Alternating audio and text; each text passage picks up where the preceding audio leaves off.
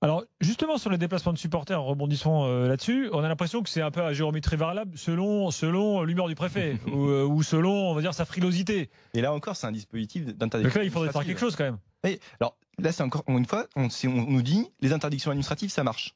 Parce que on l'a sur les interdictions de déplacement. Bon, d'abord, on a toujours des gens, en plus, c'est des gens se prévalant de la qualité de supporters. Bon, c'est un peu alambiqué comme truc. Deuxième chose, bon, il faut aussi être un peu honnête.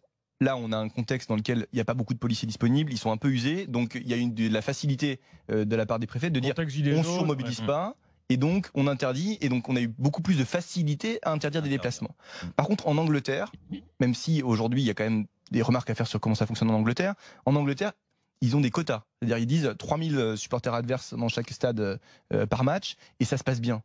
Donc on n'est pas plus bête que les Anglais. L'exemple allemand est excellent. Oui. Il faudrait auditionner les responsables de la Ligue en Allemagne. Comment ils fonctionnent.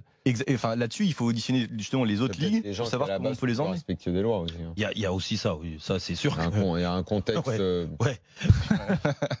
C'est vrai qu'il y a des cultures. Oui, non, mais c'est ça. Comme pour les manifs. Ça, la culture, ça vaut pour les supporters eux-mêmes et ça vaut pour les autres. Parce que le problème, c'est que les supporters sont vécus par les autres. Moi, je vais vous dire une chose. Quand j'ai posé ma question orale à l'Assemblée sur tous ces sujets-là, j'entendais sur les bancs à côté, encore, on n'y comprend rien.